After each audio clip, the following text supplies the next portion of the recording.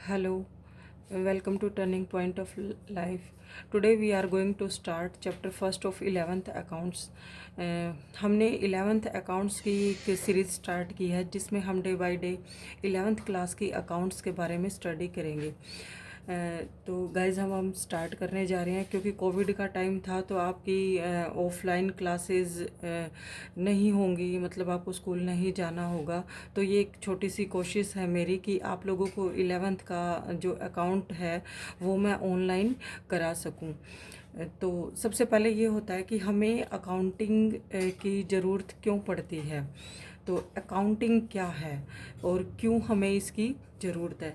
देखिए, सबसे पहली बात ये है कि जब भी आप कोई बिज़नेस करते हैं या कोई भी शॉप करते हैं, कोई कंपनी चलाते हैं, तो आपको एक टाइम के बाद, सपोज़ ईयर एंड के बाद, आपको ये पता होना चाहिए कि आपके पास क्या है, कितना आपने पूंजी उसमें लगाया था, मतलब कितनी आपने कैपिटल उसमें इन्वेस्ट करी थी। और वो एक पर्टिकुलर टाइम के बाद, वो एक साल भी हो सकता है या 6 महीने भी हो सकता है या क्वार्टरली भी हो सकता है, कि उस दौरान आपके पास आपकी कैपिटल में इंक्रीज़ हुआ है या डिक्रीज़ हुआ है, या आपने कोई मशीनरी वगैरह परचेज़ की तो आपके पास ईयर एंड में उसकी क्या वैल्यू है, या फिर आपने जो सेल किया वो आपके पास कितना हुआ।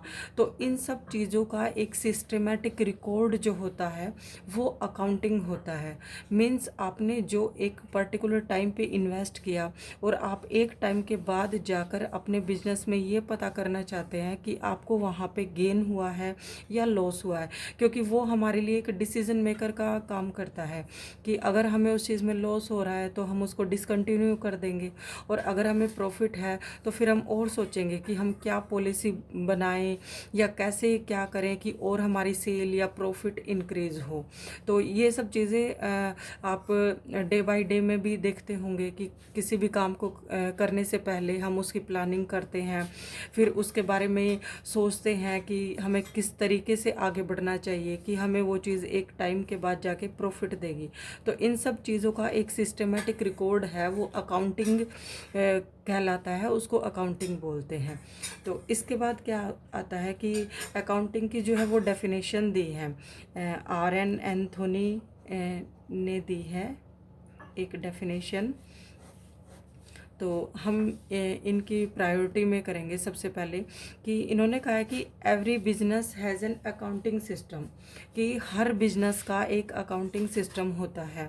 और उसमें क्या होता है, इट इज़ अबाउट कलेक्टिंग, इकट्ठा करना, समराइजिंग, एनालाइजिंग और reporting in the monetary term. फिर से नोट करेंगे एक बार, it is collecting, summarizing, analysing and reporting the transaction in monetary term. तो इसी फिर ऐसे ही AICPA की भी, American Institute of Certified Public Accounts की डेफिनेशन है। आप ये R.N. एंथोनी वाले के साथ जा सकते हैं। तो ये भी इसमें भी वही बात की है कि पहले हमें डाटा को कलेक्ट करना है, फिर उसके बाद जो है उसको समराइज करना है, रिपोर्ट करना है, सॉरी एनालाइज आ जाएगा यहाँ पे, रिपोर्ट करना है। तो इन्हीं डेफिनेशन से हम दोनों से अकाउंट्स की करेक्टरिस्टिक निकालेंगे। करेक्टरिस्टिक मतलब कि उसके फीचर क्या होते हैं अकाउंट्स के। तो अकाउंट्स के जो फीचर हैं वो इन्हीं जो है डेफिनेशन से निकल के आ जाएंगे। सबसे पहला फीचर हम जैसे स्टडी करेंगे कि art as well as science. तो आर्ट आपका क्या होता है कि किसी भी चीज़ को आप एक मैनरफुल वे में प्रेजेंट करें, कि कोई भी, जैसे आप सपोज़ आपके पास आप लगा लीजिए कि किचन में ही आपके पास बहुत सारी जो है वेजिटेबल्स हैं या सब्जी बनी हुई हैं। एक तो आप उसको जैसे आपको उसको प्रेजेंट करने का तरीका ऐसा हो कि सामने वाले का मन खुश हो जाए। तो सेम वही चीज़ है कि यहाँ पे आपके पास बहुत सारे डाटा होते हैं, आपने पूरा साल, ईयर ट्रांजैक्शन किए हुए होते हैं। तो आप उन डाटा को कैसे रिप्रेजेंट करें कि वो थर्ड पार्टी को या कंपनी के ओनर ऑडिटर को या गवर्नमेंट अथॉरिटीज़ को, जैसे कि हमें एक ईयर एंड के बाद टैक्स भी पे करना होता है, जीएसटी की भी कैलकुलेशन करनी होती है, कि वो उनको इजीली समझ आ जाए, तो वो चीज़ें रिप्रेजेंट करना आर्ट कहलाता है। और ऐसे ही साइंस, साइंस मीन्स साइंस से हम क्या समझेंगे कि कुछ फिक्स रूल होना, कि उस रूल से बाहर जाके हमें कुछ काम नहीं करना है। तो ऐसे ही हमारे अकाउंट्स में भी आप आगे आगे जैसे स्टडी करेंगे कि किस चीज़ को हम डेबिट करें, किस चीज़ को क्रेडिट करें, और जैसे कि अकाउंट्स के भी रूल होते हैं जो हम नेक्स्ट चैप्टर में स्टडी करेंगे। तो अकाउंट्स जो है art as well as science है। आर्ट मीन्स कि आप किसी भी डाटा को इकट्ठा करके आप उसको कैसे अच्छे बेटर तरीके से रिप्रेजेंट करें कि वो जो किसी भी पार्टी को इजीली समझ आ जाए। और साइंस मतलब कि रूल के अकॉर्डिंग आप काम करेंगे। और सेकंड पे आता है रिकॉर्डिंग ऑफ फाइनेंशियल ट्रांजैक्शन।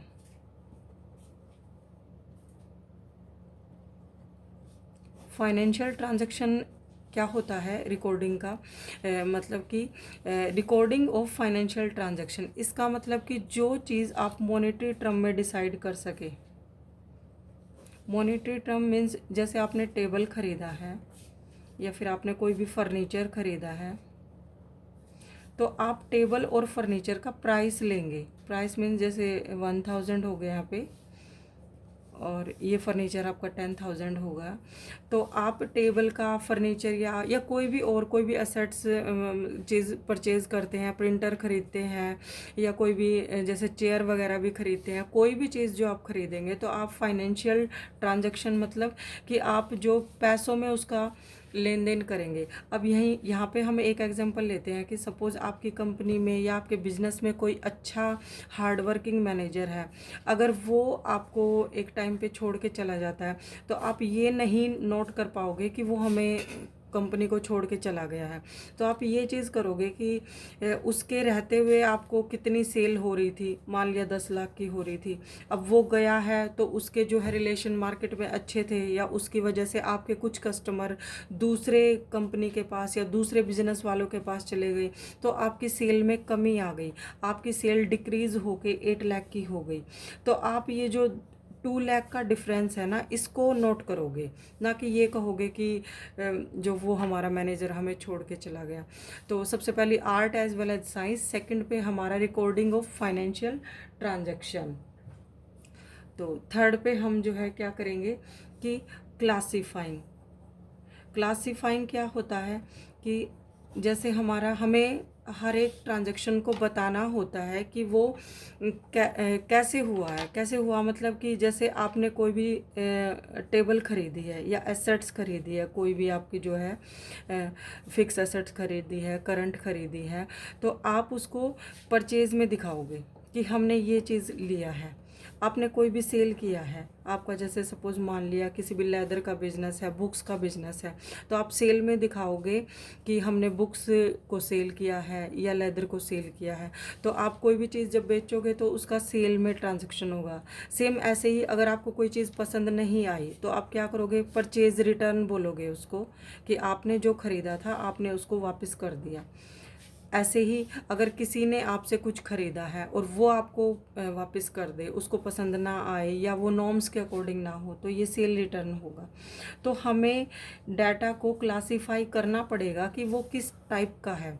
अब जैसे बिजनेस है आपका, वो 2 तरीक़ों से चलता है, एक तो कैश पे, एक क्रेडिट पे, क्योंकि हर टाइम सभी के पास कैश अवेलेबल नहीं होता। तो सपोज़ आपको सेल करनी है, तो सेल आपको कैश में भी हो सकती है। कोई बोलेगा आपको कि मैं 1 मंथ के बाद पे करूँगा या 2 मंथ के बाद, जो भी है।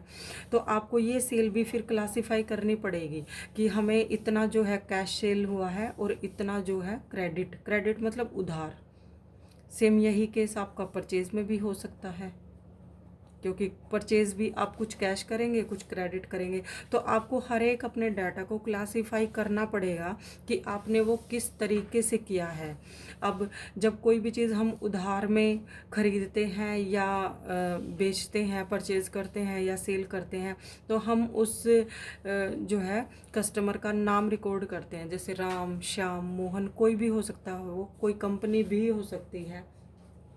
तो इस तरह से हमारे पास क्या होगा कि हमारे पास बहुत सारे खाते अकाउंट्स बन जाएंगे कि आपका परचेज़ का एक अलग हो जाएगा कि हमारे पास एक ईयर एंड एक टाइम के बाद इतनी हमारे पास परचेज़ हुई है, और एक परचेज़ रिटर्न का हो जाएगा। ऐसे जितने भी हमारे पास ट्रांजैक्शन होंगे, मान लिया हमने 100 किए हैं, 1000 किए हैं, जितने भी किए हैं, तो सबका एक एक अलग से अकाउंट हम ओपन कर लेंगे। उसके बाद हमारे पास आता है फोर्थ फीचर जो हमारी आती है, वो क्या है, समराइजिंग। समराइजिंग मतलब कि आपको इन सब चीज़ों का एक क्रक्स निकालना है। इन सब चीज़ों का हमें एक, आप ये कर लो कि टोटलिंग करना है। टोटलिंग मीन्स कि ईयर एंड पे जाके आप ये बताओगे कि हमें जो है पूरा एक ईयर एंड के बाद हमने इतना परचेज़ किया है, उसको मतलब कि समराइज़ करना है। तो इसका जो है, जो आपने डाटा जो आपने रिकॉर्ड किए, क्लासीफाई करे हैं, उनको समराइज़ करना है। ठीक है, तो समराइज़ करने में क्या आ जाता है, जैसे हमारे पास एक अकाउंटिंग का प्रोसेस होता है। तो अकाउंटिंग प्रोसेस में हमारा ये आता है कि जैसे सबसे पहले आपने ट्रांजैक्शन किया है, तो आप उस ट्रांजैक्शन को वाउचर पे, कोई भी आपके पास एक रसीद होती है, तो वो रसीद हम इकट्ठी कर लेते हैं। फिर उसके बाद हम खाता बही, जर्नल बोलते हैं उसको, जैसे जर्नल खाता बही में उतारते हैं। फिर उसके बाद जो है इसका एक प्रोसीजर होता है कि हमें एक ईयर एंड पे जाके ट्रायल बैलेंस, आगे आप स्टडी करेंगे तो आपको ये सब चीज़ें क्लियर हो जाएंगी। हमें एक ट्रायल बैलेंस बनाना होता है, फिर हमें प्रॉफिट एंड लॉस कैलकुलेट करना होता है, लाभ या हानि जो भी हुआ आपका। फिर आखिर में आपके पास जाके एक बैलेंस शीट बनती है। बैलेंस शीट मतलब कि आपकी जो है कितना आपको देना है, पे करना है, और कितनी आपके पास एसेट्स हैं जो आपके पास रखी हुई हैं आपके बिजनेस में, तो उनका एक बैलेंस बनाना होता है हमें। तो इन सब चीज़ों को हम समराइजिंग में लेके आते हैं कि आप डाटा को इस तरीके से रिप्रेजेंट करें कि वो एकदम से आपको पिक्चर क्लियर कर दे कि आपने पूरा एक ईयर एंड में या 6 मंथ में, जब भी आपके अकाउंट्स क्लोज होते हैं, ओपन होते हैं, तो वो आपको एक पिक्चर क्लियर करके दे दे कि आपको अब आगे क्या स्टेप लेने चाहिए। तो अब हमारे पास जो है नेक्स्ट एक चीज़ आती है जिसको हम अकाउंटिंग साइकिल बोलते हैं। साइकिल मतलब कि आपके पास एक ये जैसे साइकिल बन जाता है जो ऑटोमेटिकली अपने आप रिपीट होता है। सबसे पहले आप क्या करेंगे, ट्रांजैक्शन करेंगे। आपने कोई भी है इवेंट किया या कोई भी परचेज या सेल किया है, फिर उसके बाद आप इसकी एंट्री कहाँ है, आपके पास वाउचर जनरेट हुए होंगे, तो आप इसको खाता बही में लेके चले गए, जर्नल में। आपने उन सबको, जैसे हमने पिछले इसमें स्टडी किया था कि हमें पहले क्या करना होता है, रिकॉर्ड करना होता है। फिर उसके बाद हम क्लासीफाई करेंगे कि वो परचेज है या सेल है या वेजेस अकाउंट है, जैसे किसी को भी आपको वेजेस देनी हो, सैलरी देनी हो। फिर उसके बाद आपके पास लेजर आता है। तो यहाँ से लेके यहाँ तक इन दोनों के बीच में आपके पास बहुत सारी बुक्स होती हैं, जैसे आपकी कैश बुक हो जाती है, जितने भी आप कैश ट्रांजैक्शन करते हैं। परचेज बुक हो गई आपकी, परचेज रिटर्न हो गया, ऐसे ही सेल हो गया, सेल रिटर्न हो गया, और भी काफ़ी, वेजेस हो गया, सैलरी हो गई। तो इनका सबसे पहले क्या हुआ कि अकाउंटिंग साइकिल में आपने कोई ना कोई ट्रांजैक्शन किया होगा, कोई बिजनेस कर रहे हैं, फिर उसको आप जो है जर्नल खाता बही में उतारते हैं। तो जर्नल के बाद आप इसको लेज़र में लेके जाते हैं, वहाँ से फिर क्या होगा, आपका ट्रायल बैलेंस बनेगा। फिर उसके बाद जो है आपका प्रॉफिट एंड लॉस या फाइनेंशियल स्टेटमेंट बोल लेते हैं इसको, प्रॉफिट लॉस या बैलेंस शीट आपका, या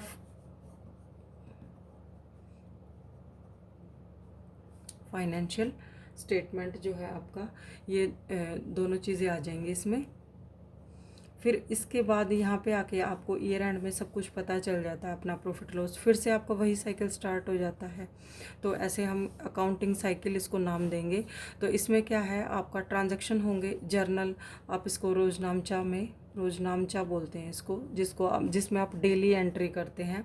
फिर उसके बाद इसमें लेजर में ट्रांसफ़र करेंगे, खाता बही में। फिर उसके बाद आप एक ट्रायल बैलेंस, जो कि आपके दोनों साइड के जोड़ को बराबर करे कि आपने क्या परचेज़ किया, क्या सेल किया, क्या रिटर्न हुआ, वेजेस, सैलरी वगैरह। फिर उसके बाद हम इसमें ट्रेडिंग पीएल बनाएंगे, प्रॉफिट और लॉस कैलकुलेट करेंगे, बैलेंस शीट बनाएंगे। फिर वापस से आपका ट्रांजैक्शन आ गया।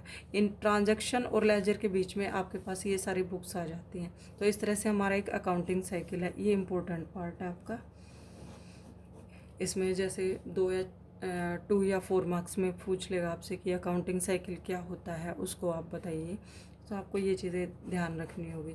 तो इसके बाद हमारे पास जो है आएगा अकाउंटिंग, बुक कीपिंग और अकाउंटेंसी। हमें इन तीनों में डिफरेंस करना है। तो ये डिफरेंस हम नेक्स्ट क्लास में स्टडी करेंगे। तो गाइज़, अगर आपको नहीं पता या मेरे चैनल पे आप लोग नए हैं तो मैं आपको बता दूं कि मेरा चैनल स्पेशली डेडिकेटेड है कॉमर्स एजुकेशन के लिए, और यहाँ पे जीके, जीएस और पॉलिटी की भी क्लास होती हैं। अगर आपको ये अच्छा लगा तो प्लीज़ मेरे चैनल को लाइक करें, शेयर करें और सब्सक्राइब करें। और यहाँ पे बीकॉम, एमकॉम से रिलेटेड टॉपिक भी, अकाउंट से रिलेटेड टॉपिक भी स्टडी कराए जाते हैं। तो थैंक यू गाइज़।